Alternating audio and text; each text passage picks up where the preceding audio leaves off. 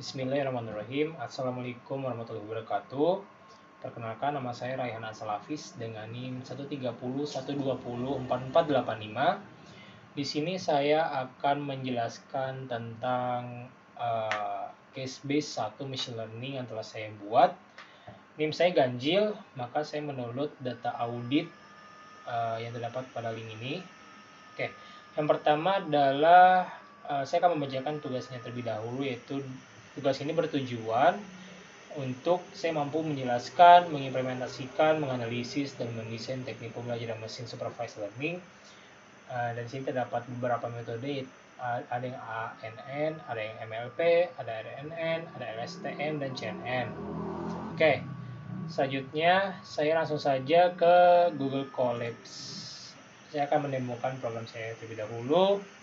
Hal pertama adalah saya melakukan load data audit dan trial. Dan link yang ini saya taruh di GitHub. Maksudnya tuh si data audit.csv-nya ini saya taruh di GitHub dan saya melakukan import data dari GitHub dengan cara seperti menggunakan widget. Ini kita run, tidak ada error, dan untuk yang trial juga sama. Kita run, tidak ada error. Oke, maka dari itu selanjutnya bisa berpindah ke libraries. Pada libraries ini saya melakukan import semua yang saya butuhkan nantinya. Ini kita run lagi, tidak ada error. Nah, oke, selanjutnya saya melakukan assign data atau read data, kedua data, yaitu data audit dan data trial. Saya mau melakukan pd.read. Oke, kita run lagi. Oke, tidak ada error, aman. Selanjutnya saya ingin menampilkan data dari audit dan trial. Kita tinggal ketik aja audit. Oke, saya pengen run lagi. Oke, aman. Ini sudah tampil datanya.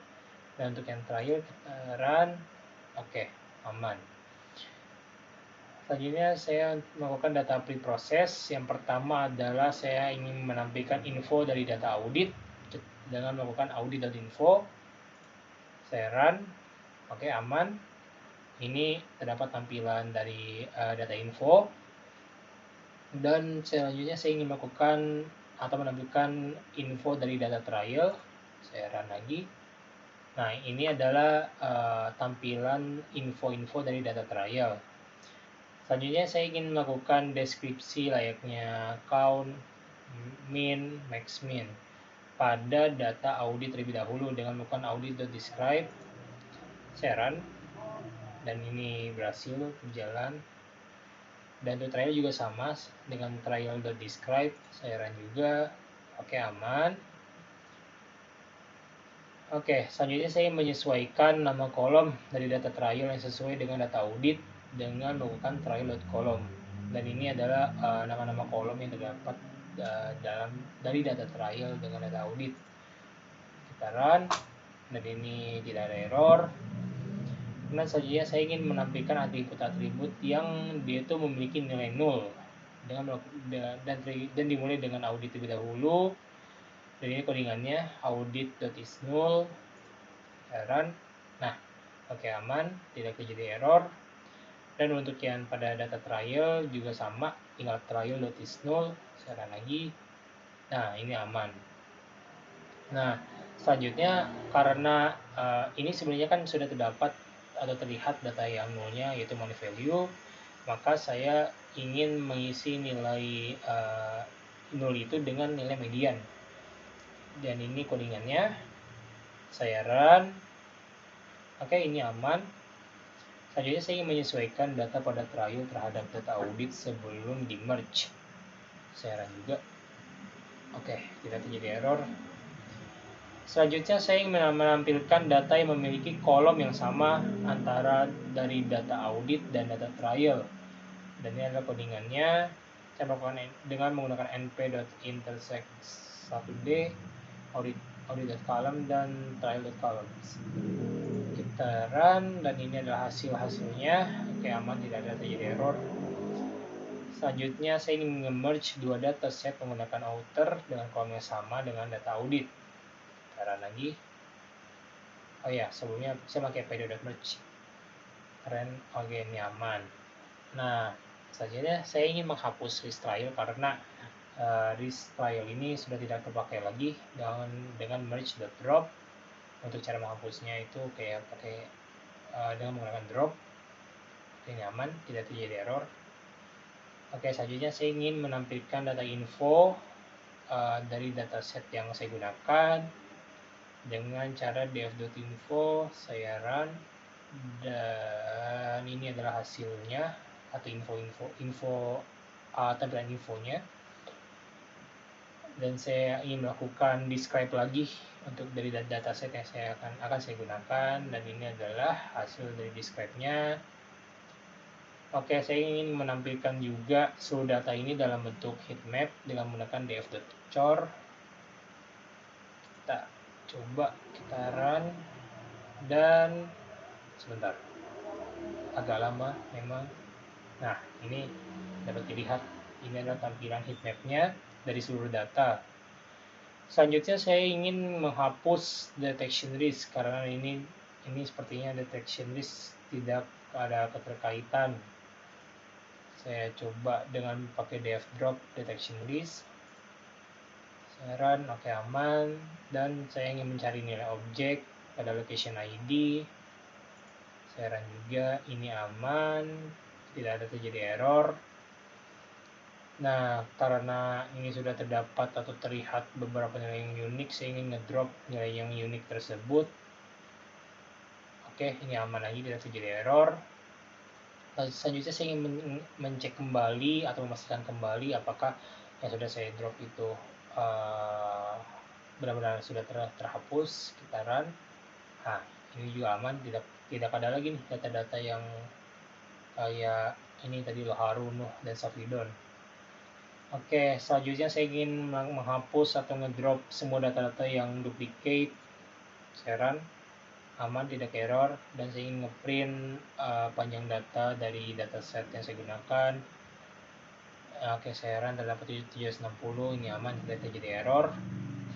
Selanjutnya saya ingin menampilkan ulang info dari dataset yang telah saya proses tadi.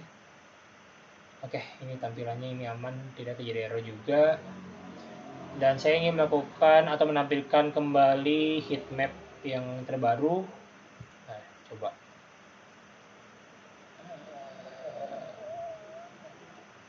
Nah, ini aman, tidak terjadi error. Ini dapat tampilannya. Oke. Selanjutnya saya ingin melakukan modelingnya dengan ANN. Yang pertama saya ingin nge-assign dulu X dan Y-nya. Kita coba run. Nah, aman. Selanjutnya saya ingin memisahkan data train dan data testnya. Kita run lagi. Oke, aman. Dan sisanya ini adalah codingan untuk ANN-nya. Kita run juga ini. Oke, ini aman. Kita run yang ini. Nah, ini aman. Nah, selanjutnya saya ingin melakukan prediksi. Saya ingin menampilkan akurasi, precision, dan recall. Dan codingannya seperti ini. Jadi kita run juga. Nah, ini aman, tidak terjadi error. Dan selanjutnya saya ingin melakukan tesnya dengan 100 epoch. Oke, kita coba lagi ya. 1, 2, 3, 4. Oke, bertambah. Nah, ini 100 sudah terdapat. Nah, ini aman nih, udah berjalan berarti. Oke, kita lanjut ke laporan saja.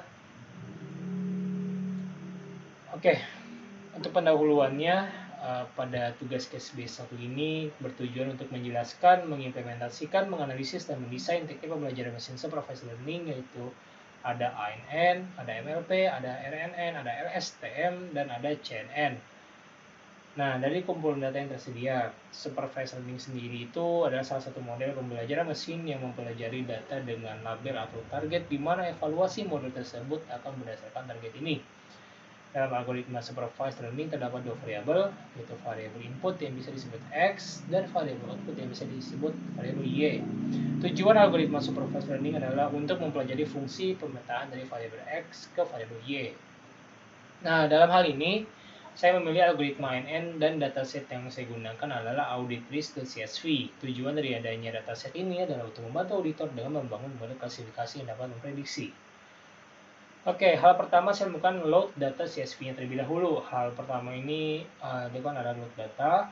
Data yang di load terdapat dua, yaitu ada audit-list.csv dan trial.csv. Kenapa ada dua? Karena saya mendownload zip dari yang ganjil, dikasihnya dua CSV. Ya udah saya download aja. Nah, kedua data ini merupakan data yang akan terpakai nantinya, atau ya udah saya pakai. Oke, hal pertama adalah mengimport atau meload datanya dulu. Dengan melakukan sebelumnya itu saya menaruh data CSV-nya di GitHub, dan ini adalah yang biru ini nih, yang HTTP ini adalah link atau link si data CSV-nya, yang atas untuk yang audit, yang bawah untuk trial. Dengan saya melakukannya dengan widget dan ditambah linknya. Oke, selanjutnya saya melakukan import library-nya, dan saya nge-assign datanya atau nge-read si datanya dengan menggunakan pd.read. Oke, selanjutnya saya ingin menampilkan datanya. Untuk yang data audit ini terdapat nih, pada data audit list.csv terdapat 776 rows dan 27 kolom. Dan untuk pada data trial CSV terdapat 776 rows dan 18 kolom. Untuk bab 2, kita mulai ke data preprocess. Data preprocess berguna untuk memilah data, mencari data yang tidak terpakai, membuang data yang tidak berguna, dan melihat perkembangan data untuk menghasilkan hasil yang sempurna. Hal yang pertama adalah menampilkan info data, menampilkan seluruh kolom yang ada pada database beserta tipe data yang digunakan pada kolom tersebut.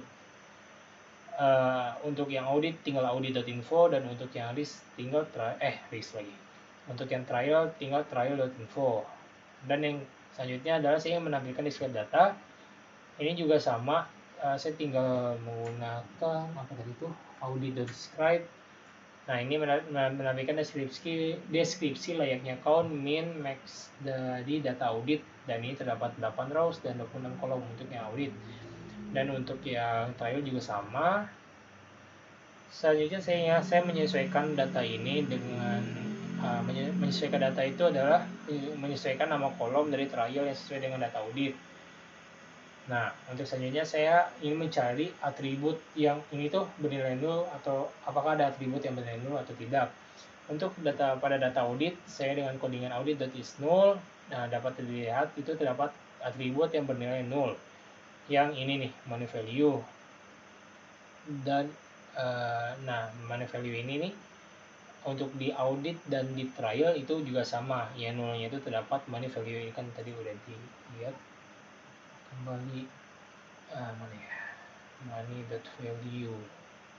Nah, ini nih, untuk yang money value ini terdapat data yang 0, data nolnya itu money value. Dan untuk di trial juga sama, yang data nolnya itu money value.